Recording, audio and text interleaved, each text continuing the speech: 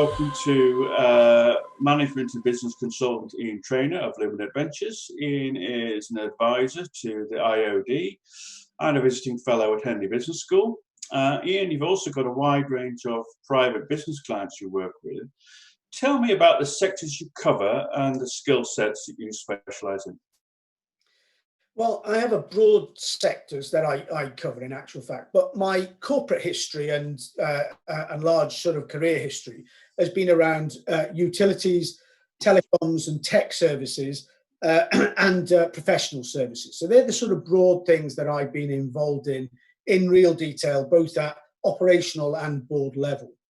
In terms of my own Luminate Ventures business now, that of course spreads much further. So I have a range of small manufacturing, tech companies, startups, and some more mature businesses that are trying to get to either more scalability or ready for a sale. With all of the people that you're speaking to, both in your client base and obviously with your role in the IOD and the business school, what are your impressions of the crisis so far? What sort of discussions have you had with clients and business contacts? Well, you know, a little bit of a background, I guess, before I answer that, Richard, if I may, which is, you know, sadly, the grey hairs and things, I've been around and through a number of recessions, a financial crisis and the dot-com bubble bursting. And the impacts of those are quite devastating in certain sectors, is what my experience tells me and the history will show us. So it doesn't affect all sectors and certainly not equally. I think what's different about this this crisis is this pandemic crisis. We've had a few warnings before and whatever, and we've not really engaged in it and really experienced it before. But never have we seen, I think, not only across all industries, all sectors, and across this country, but globally, I don't think we've seen this sort of level of impact. And it's on all walks of life, businesses, personal, that sort of thing. So the size and scale of what we're seeing at the moment, I think, is really somewhat daunting for everybody. And let's not, you know, try and sugarcoat that. No one is an expert in this at all. What do you think that businesses should do to manage their way through the crisis? I think the first thing to say on that at the moment is certainly the discussions I've been having with business people and some individuals is that a lot of this is overwhelming. And again, going back to my statement of we've never been here before on this sort of size and scale. It is overwhelming for lots of people. And we've got to find our way through what needs to happen. I mean, think about what's happening right now. There is really good daily briefings going on. There's updates on support packages and those sort of things on a daily basis. There's a real precedent in terms of how we are supporting individuals through the furlough schemes and those sort of things. But when you look at all of that, even that in itself, the complexity and the amount of that is still very daunting. So I do think we've got to take a step back and say, what's impacting me? Where can I find the things that I can get some support and help for? And what's the best steps for me? What do you think businesses should do in terms of preparing for after the crisis, whenever that may be? Well, I think just talking about where people are at the moment, and I've said about this daunting piece, I think the first thing is this is a bit classical, isn't it, for a crisis? First of all, there's this panic and almost demotivated stage. Oh my God, what do I do? Then there is this struggle of, well, what do I do with all these things that are going on? There's lots of moving parts here and lots of pressures on people. And then you get into survival mode. And that's not always the best place to be, don't forget, because you get to that narrow thinking of how do I survive? And it's rational, I understand it. It's normal nature to do that. But I think what people need to do is get into the revival mode.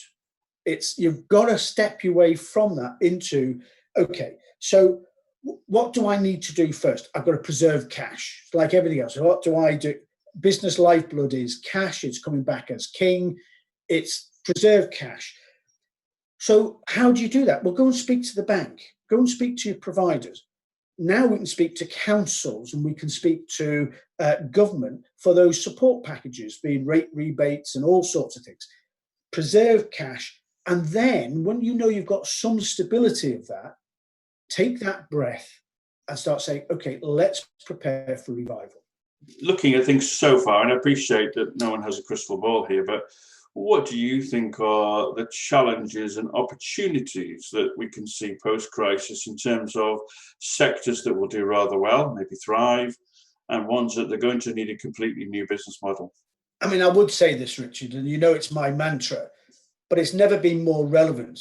You've got to think, you've got to plan, and then you get into the doing part. It is absolutely essential you get there. So you've got to prepare for the end of the crisis, as you've said, because it will end.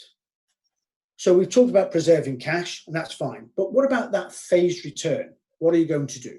Well, what are your communication strategies? You've got to communicate. You've got to communicate with your staff that are on furlough or maybe working from home. You've got to continue communicating with your customers or prospects that you may have had before the crisis about how you're approaching things to come.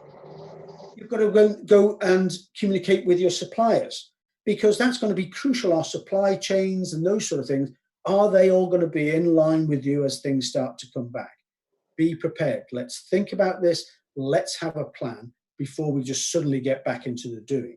And then communicate with your partners that are supporting you, be it the bank, be it an advisor, be it a funder or whatever.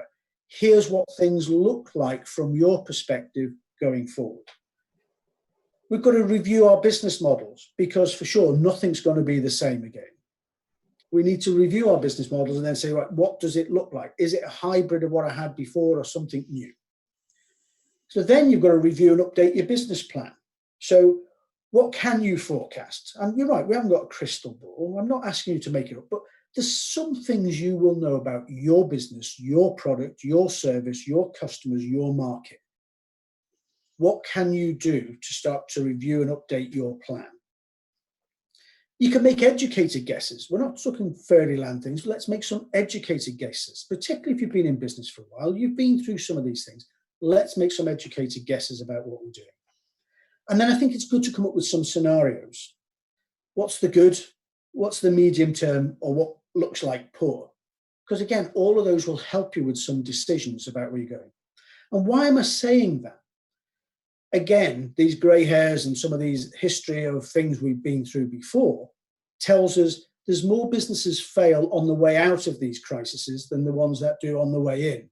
And that's because they fail to think and plan and really schedule themselves for coming out of this, because they either run short of cash or some new competitors sprung up in this crisis time and has eaten their lunch as things come out, and they were completely unprepared for it. So it is critical we do some of those things. I think there are a number of opportunities, and we'll get to that. Okay, well, thank you, Ian. Thank you very much for some really interesting insights into where we are now, where we might go, and what businesses need to do. If people want to find out more about Ian and how he helps clients, they can visit his website at luminateventures.com.